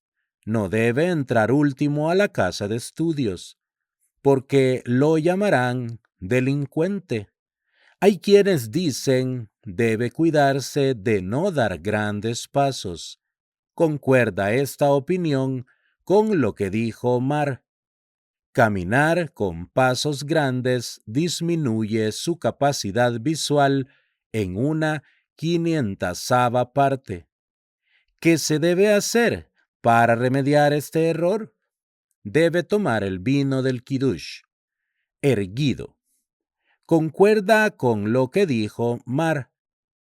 Quien camina 4 codos erguido se le considera como si alejara a la providencia divina. Como versa, la tierra toda está pletórica de su gloria. Yeshayá 6:3. Ahora veremos la parte del Zohar. Zohar Pinjas 213a. Y le dijo el Eterno a Moshe, Pinjas, hijo de Elazar, hijo de Aarón, sumo sacerdote. Bamidbar 25:10. Rabí Elazar comenzó su disertación así. Está escrito, escucha, hijo mío, la disciplina de tu padre, y no te apartes de la ley de tu madre. Mishlei 1:8. La disciplina de tu padre se refiere a las leyes del Eterno, y no te apartes de la ley de tu madre se refiere a las leyes impuestas por Knesset Hagedolá. ¿Por qué a la Torá se la llama disciplina? porque contiene en ella palabras de reproche y castigos para quien no obedezca. Esto es lo que está escrito: los sufrimientos que manda el Eterno, hijo mío, no desprecies, y no te desesperes por su reprensión. Mishlei 8:11. Siendo que quien estudia Torá y se dedica a ella, merita que luego ella le retribuya y abra para él todos los portones y encienda muchas luces en el mundo venidero. Cuando la persona muere, la Torá se adelanta a él y se presenta delante de todos los cuidadores de los portones y pregona: abrid las puertas para que pueda entrar la nación justa que guardó fidelidad. Yeshayá 26:2.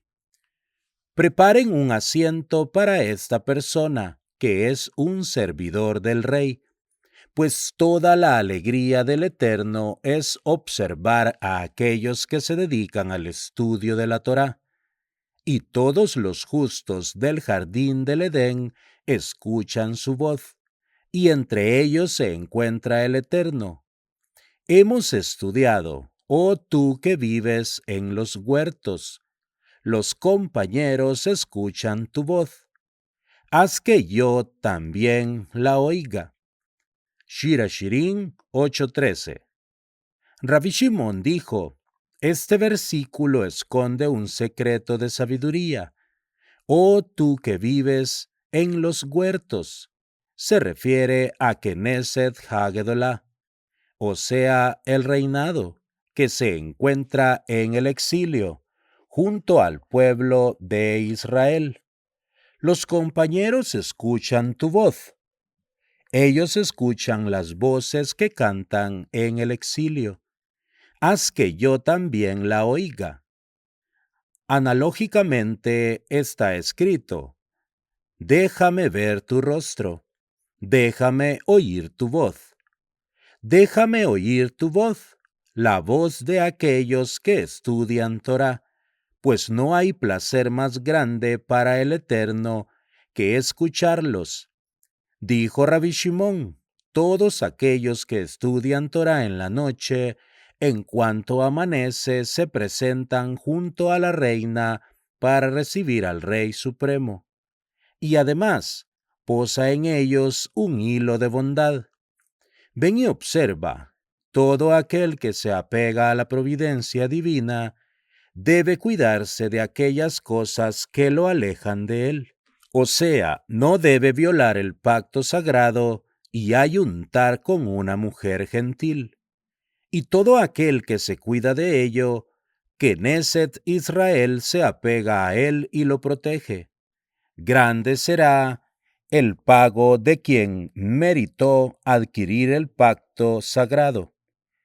Dijo Rabí Shimón: en aquel momento era digno el pueblo de Israel de ser aniquilado, pero por el mérito de Pinjas, que se adelantó a matar a Simri y Cosbi, aplacó la furia.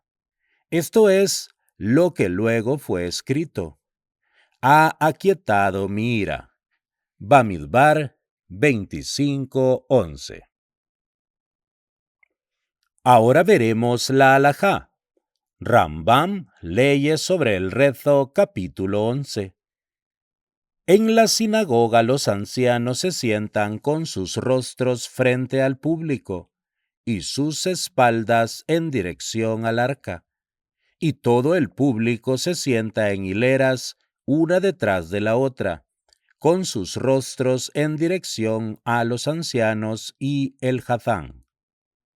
El Hazán se para en medio del público, con su rostro en dirección al arca, de igual manera que el público. Las sinagogas y casas de estudios deben de ser honradas, por lo tanto deben ocuparse de su limpieza. Acostumbran los judíos residentes en las tierras de Sefarad, Maharab y Shinar de encender luminarias en el templo y sentarse en alfombras sobre el suelo. En las tierras de Edom, los judíos acostumbraron a sentarse sobre sillas. Ahora veremos la parte moral. Sefer HaHasidim, capítulo 126-127. No intentes ser excesivamente santo. Por ejemplo, si observas a una mujer ahogándose en el mar y puedes auxiliarla, no debes decir, si me acerco demasiado puedo verla desnuda. Si no le salvas, se le considerará un grave pecado. Aprende de Shaul, quien se apiadó de Agag, extrayendo una inferencia lógica equivocada, y luego fue castigado por ello. También ocurrió con uno de los discípulos de los profetas, quien solicitó a su compañero que le azote, de acuerdo a una orden divina, y se negó a hacerlo. A causa de ello, fue luego castigado siendo devorado por un león. Prívese la persona de comer y beber cuando no tiene hambre o sed. Solo beberá cuando padezca sed. No debe contenerse cuando requiere hacer sus necesidades, ni siquiera un breve espacio de tiempo, pues abstenerse de orinar o defecar conlleva peligros y trae enfermedades. El hombre debe procurar estar sano para poder servir a su Creador. Además, si no lo hace, transgrede la prohibición. No maltratéis vuestras almas. Vaikra 11:43. Ahora leeremos la Haftará. Melahim Aleph 18:46 y 19, 1 al 22. La mano del Eterno estuvo con Eliyahu, y ciñó sus lomos y corrió delante de Ahab hasta llegar a Israel. Ahab relató a Izebel todo lo que Eliyahu había hecho y que había matado a todos los profetas de Baal con la espada. Entonces Izebel envió un mensajero a Eliyahu para decirle: así me harán los dioses y así me añadirán, que mañana a esta hora yo pondré a tu alma como el alma de cualquiera de ellos. Eliyahu temió y se fue para salvar a su vida, y llegó a Beer-sheba, que pertenece a Yehudá, y dejó allí a su sirviente. Pero él marchó al desierto una jornada de camino y llegó y se sentó debajo de un árbol de roten y pidió que su alma muriera, diciendo: basta ya, oh Eterno, toma mi alma, pues no soy yo mejor que mis ancestros. Se acostó y durmió debajo de un árbol de roten, y he aquí que un ángel le tocó y le dijo: levántate y come. Eliyahu miró, y he aquí que a su cabecera había una torta asada a las brasas y una vasija de agua. Comió y bebió, y volvió a dormir. El ángel del Eterno volvió por segunda vez, y le tocó y le dijo: levántate y come, pues el camino será largo para ti. Eliyahu se levantó, comió y bebió, y marchó gracias a la fuerza que le dio ese alimento durante 40 días y 40 noches hasta la montaña de Dios Joreb. Llegó allí a la cueva y pernoctó allí. Y he aquí que le llegó la palabra del Eterno y le dijo: ¿qué haces aquí, Eliyahu? Eliyahu dijo: sentí mucho celo por el Eterno.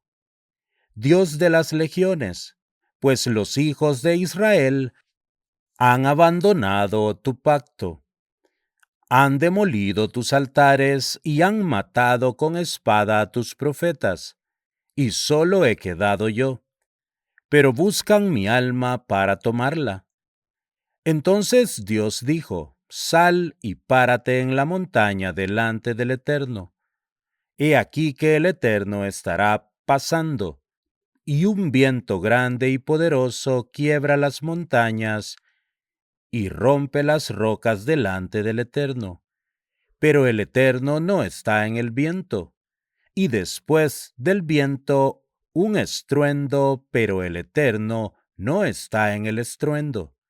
Y después del estruendo un fuego, pero el Eterno no está en el fuego. Y después del fuego un sutil sonido del silencio. Y sucedió que al oírlo Eliahu se tapó el rostro con su manto y salió y se paró a la entrada de la cueva. Y he aquí que una voz llegó a él y le dijo: ¿Qué haces aquí, Eliahu? Eliahu dijo: Sentí mucho celo por el Eterno, Dios de las legiones, pues los hijos de Israel han abandonado tu pacto, han demolido tus altares y han matado con espada a tus profetas, y solo he quedado yo, pero buscan mi alma para tomarla. El Eterno le dijo: Ve, regresa a tu camino al desierto de Damesec. Cuando llegues, ungirás a Hazael como rey de Aram, y a Jehú, hijo de Nimshi, ungirás como rey sobre Israel, y a Elisha, hijo de Shaphat, de Abel Mejolá, ungirás como profeta en tu lugar. Y sucederá que el que escape de la espada de Hazael, Jehú lo matará, y el que escape de la espada de Jehú, Elisha lo matará. Pero yo haré que queden en Israel 7,000, todas las rodillas que no se doblaron ante el Baal, y toda boca que no lo besó. Eliahu marchó de allí y halló a Elisha, hijo de Shaphat, arando con 12 yuntas de toros delante de él, y él estaba con la 12ª. Eliahu pasó junto a él y arrojó su manto sobre él. Elisha dejó sus reses y corrió tras Eliahu, y dijo: Déjame besar a mi padre y a mi madre, y te seguiré. Eliahu le dijo: Ve, regresa, pues, ¿qué te he hecho yo? Elisha se volvió de seguirle y tomó una yunta de reses, la degolló y con los instrumentos de las reses coció la carne y la dio al pueblo, que comió. Luego se levantó y fue tras Eliahu y lo sirvió. Amigos, hasta aquí la lectura de esta parashá. Maravillosas enseñanzas de la Torá, del Zohar, del Talmud, y siempre el Boré Olam nos permite saciarnos a nuestras almas con sabiduría. Hasta la próxima con la ayuda del Boré Olam.